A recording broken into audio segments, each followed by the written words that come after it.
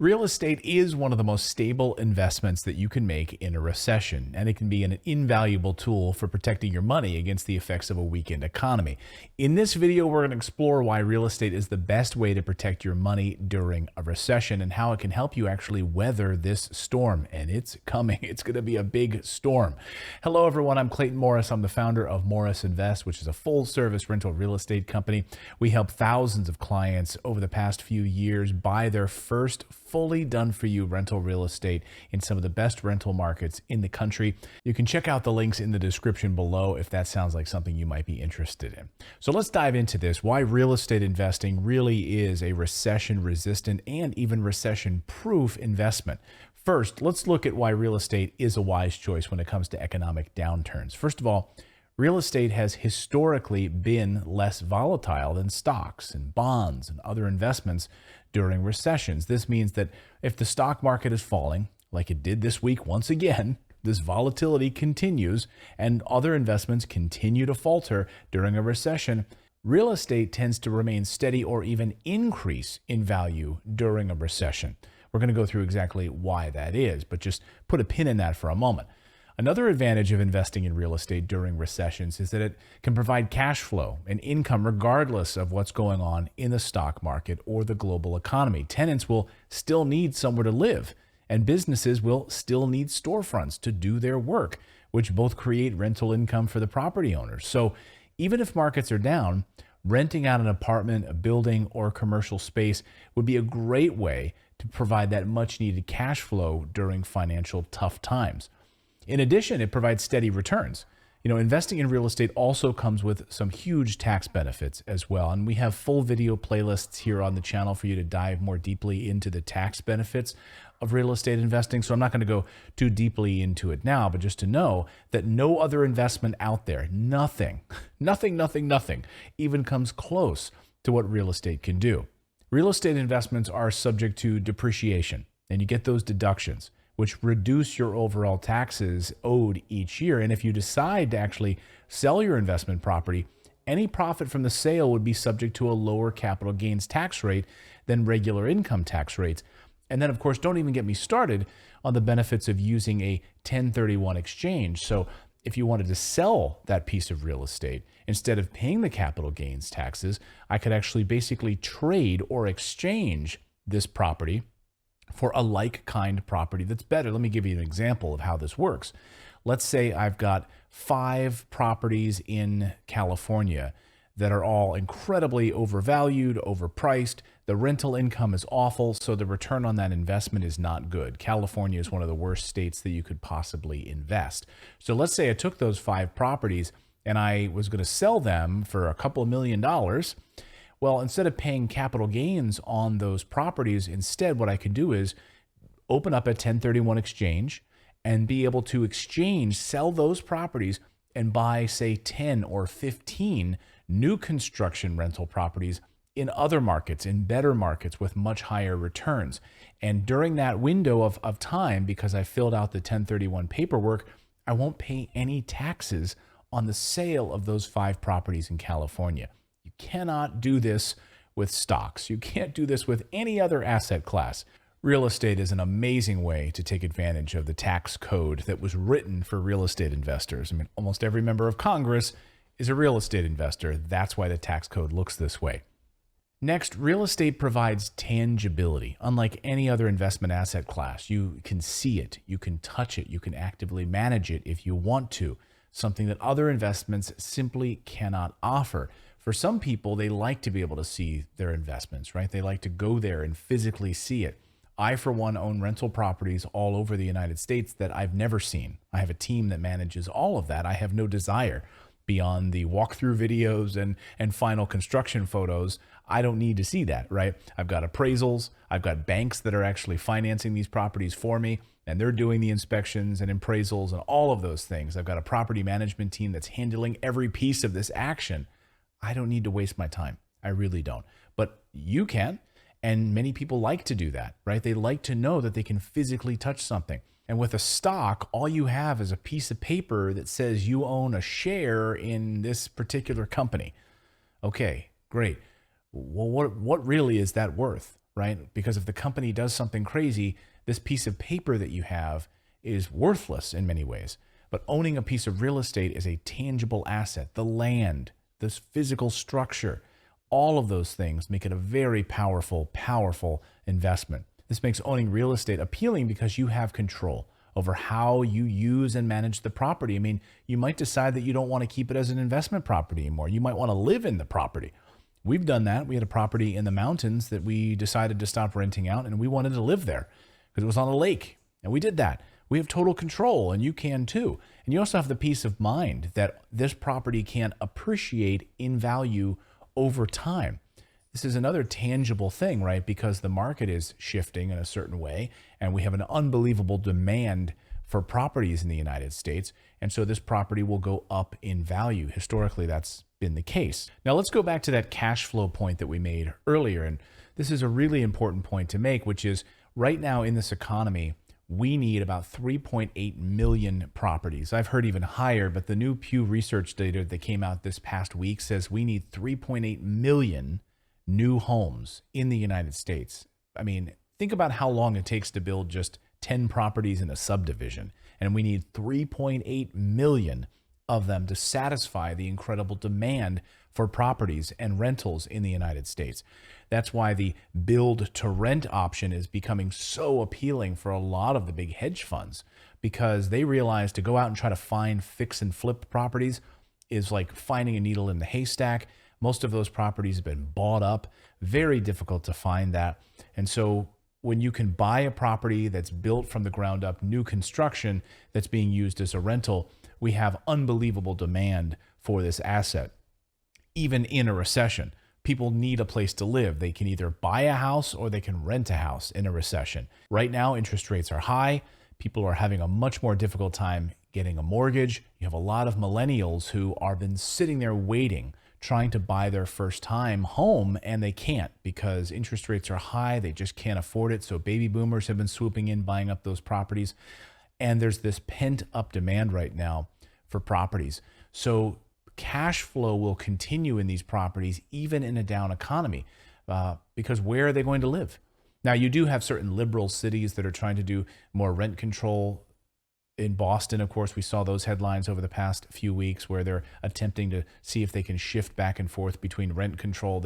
Boston has had a long history of going rent control to not, then going rent control and not. So let Boston be Boston. I would never invest in that city anyway. That's not a state, a liberal blue state that I would invest in. They are typically the worst because they have the most regulations and they make it very difficult for landlords to invest. Forgetting Boston for a minute, the rest of the country, and where we actually like to invest in some of the most landlord-friendly states in the country, in Texas and Missouri and other places, you have unbelievable demand. So that once we're done building one of our new construction properties, boom, that property is rented and it's cash flowing.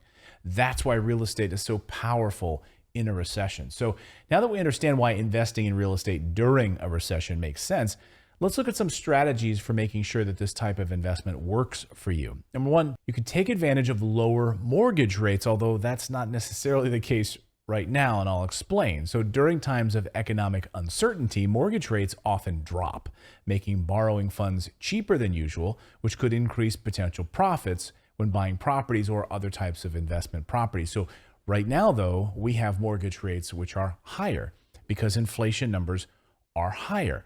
However, as we head into 2024 and the government begins to print more and more money and help the banks once again, we are going to see interest rates drop as we head into an election cycle. This is cyclical. This is going to happen, and we are waiting because the moment that those mortgage rates start to drop just a little bit, oh my gosh, all bets are off. We're going to see some crazy times because the pent-up demand right now. So just keep an eye on those mortgage rates.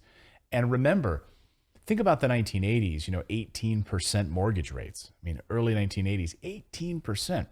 So we are actually in kind of a 1990s era mortgage rates, which we had a booming housing market during the 1990s.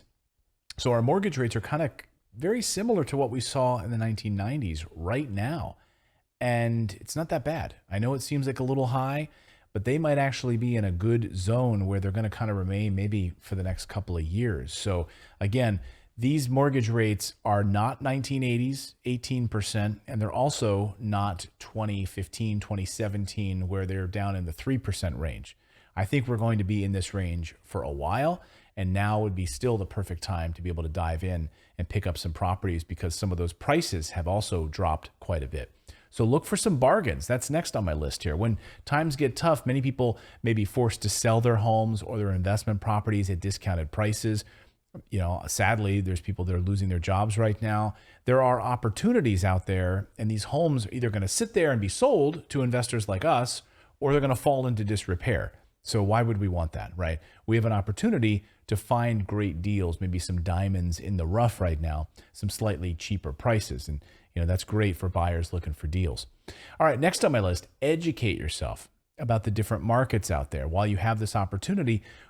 As I mentioned earlier, what's the difference between a landlord-friendly and a landlord-unfriendly state, right? What are the regulations in place? So educate yourself on the different markets. Like, for instance, at Morris Invest, where we're building new construction properties with our team, building in West Texas, in Lubbock, Texas, and Odessa, Midland, and Joplin, Missouri, and those areas. And the reason we are is because of the demographic demands for properties. The moment, for instance, in Joplin, we were just having a meeting.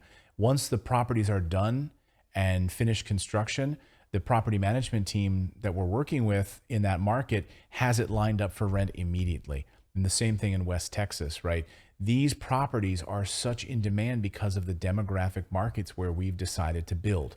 Do your own due diligence right now. Study the differences between markets. Why are some industrial towns totally collapsing? Because they had one employer that left town and now there's no jobs, right? There's a huge difference in where I invest and build properties and these markets that are kind of falling apart. Stay away from the markets that are falling apart. Do your research on where trends are heading so that you know where investors should be focusing their attention when looking for these properties.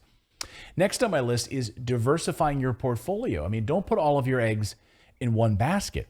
Instead, you can spread out your investments in real estate across different types of properties, maybe a duplex, maybe a single family, right? And also certain areas differently. You could pick up a property in Missouri, pick up a property in Texas, investing in Tennessee, these other areas, so that others might go up while some might go down a little bit. We might see some prices going down in certain markets while others are going up. This is going to happen, right, during tougher financial times. So this is a way to protect your portfolio. We always talk about it in terms of stocks, right? Diversifying your portfolio, having some in the oil and gas sector and others in the big tech sector and healthcare, and diversifying across these different industries. And the same thing is true of real estate investing. And then next, have an exit plan.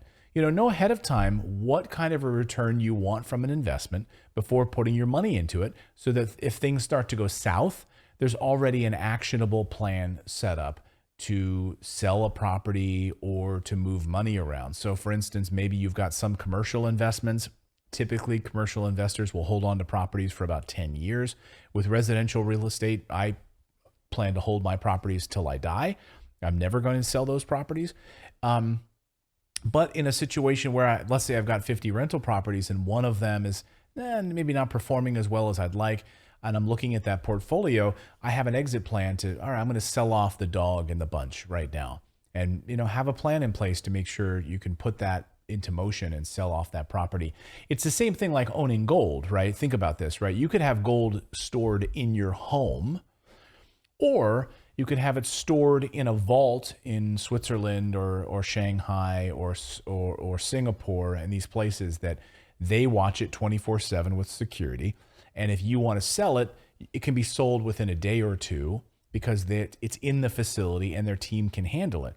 If you hold the gold in your own home, then you've got to transport it to a place that can actually sell it for you. You've got to transport it, right? You maybe not even living in an area that can sell gold, so there's all of these things. What is your action plan in order to get out of that particular asset?